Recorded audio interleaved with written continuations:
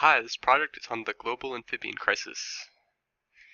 In 1996, a 5-year study with daily sampling at Monteverde, Costa Rica took place. This study showed a decline in amphibians in the area with little recovery. This resolved a 7-year scientific debate on whether declining amphibian populations were real or data that would ultimately just be self-correcting. Amphibians are more threatened with extinction than any other vertebrate group. Roughly 40% of amphibian species are threatened with extinction. Between 1980 and 2004, 58% of the reason amphibians dropped in conservation status was due to disease. Climate change at that time was only 1% of the reason these species dropped in conservation status. Now climate change causes the conservation status drop in 39% of amphibian species.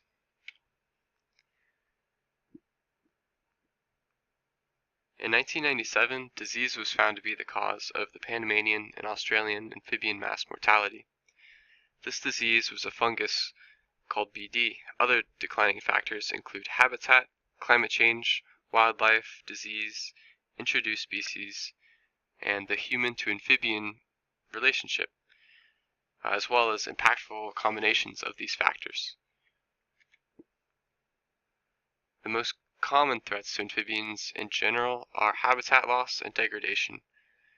This chart comes from nature.com, and the threats in green are habitat loss and degradation.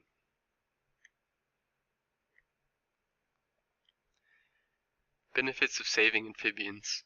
Amphibians play an important role in their ecosystems and their nutrient cycles.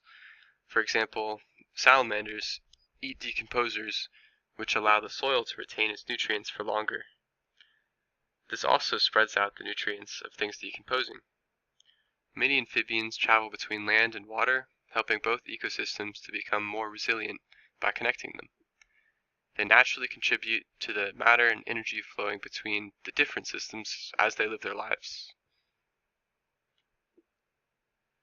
Amphibians are not only essential to their ecosystems that we share, but they've also helped us in the field of medicine. Chemicals coming from their skin have been used to combat drug-resistant bacteria, heart problems, and HIV. How can you take action? If you see an amphibian on a hike, or find a dead salamander, or have research from a project, you can contribute to these websites.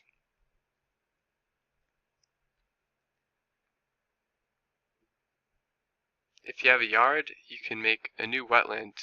Even a small pond can help. However, never bring in non-native amphibians to your tow boat. It really helps to create a lot of cover to make sure the sunlight doesn't dry out the amphibians, and it also helps them to be able to get away from predators, because in nature they would have cover. It also helps to use native plants and to provide a water source. Frogs are attracted to stagnant water and need it to maintain moisture levels in their skin. Frogs can survive for short periods of time in backyard pools, but chlorine will eventually dehydrate frogs and killing them. But frogs usually die off of exhaustion trying to escape and not the chlorine itself.